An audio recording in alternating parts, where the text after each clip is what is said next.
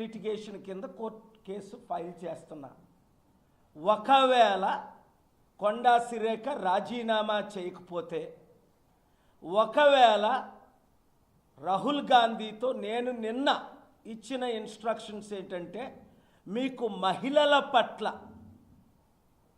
50% ఉన్న దేశంలో ఉన్న మహిళల పట్ల గౌరవం ఉంటే, భక్తి ఉంటే వెంటనే మీరు కొండా సురేఖను మంత్రి పదవి నుంచి తొలగించండి, కాంగ్రెస్ పార్టీ నుంచి కాదు అని కండిషన్ ఇచ్చాను, పెట్టాను. టీపీసీసీ కొత్తగా ఎవరో ఒక ఆయన ప్రెసిడెంట్ అయ్యాడట. ఆయన అంటాడు ఇవన్నీ మీరు మర్చిపోండి అని నువ్వే మాట్లాడించవా?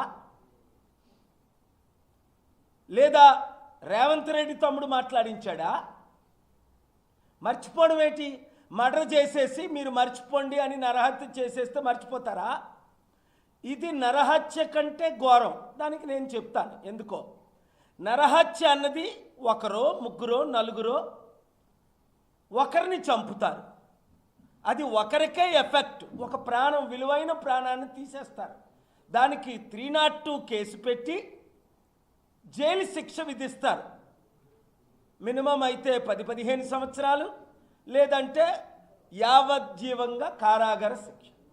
ఇది ఒకరికి సంబంధించింది కాదు, కోట్ల మంది మహిళలకు, 140-50 కోట్ల భారతదేశ ప్రజలకు, 4 కోట్ల తెలంగాణ ప్రజలకు సంబంధించిన విషయం.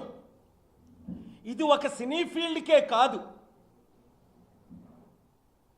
ఇది అందరికీ సంబంధించింది. యథా రాజా తదా ప్రజ అంటే రాజులు ఏం చేస్తే ఎలా మాట్లాడితే ప్రజలు అదే చేస్తారు, అలాగే మాట్లాడతారు. రాజులు, మంత్రులు, ఈవిడొక మంత్రి ఇంత ఘోరమైన మాటలు మాట్లాడింది. ఒకరిని ఇన్సల్ట్ చేసే కాదు, సమంతనే,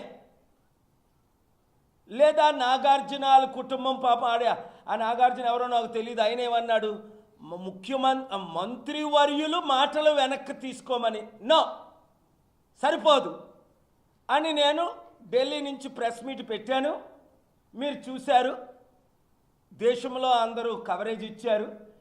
ఇది నువ్వు వెనక్కి తీసుకున్నా, ఆవిడ వెనక్కి తీసుకున్నా, నేను వెనక్కి తీసుకోను, నేను కేసేస్తాను. ఎందుకు? ఈ దేశం బాగుపడాలి అంటే, మన రాష్ట్రాలు బాగుపడాలి అంటే పొలిటికల్ కరప్షన్ ఎండ్ అవ్వాలి అని ఆనరబుల్ సుప్రీంకోర్టులో, ఆనరబుల్ తెలంగాణ హైకోర్టులో, ఆనరబుల్ ఏపీ హైకోర్టులో నేను వాదిస్తున్న వాదనలే అది. ఈ దేశంలో ఒకే ఒక కరప్షన్, పొలిటికల్ కరప్షన్.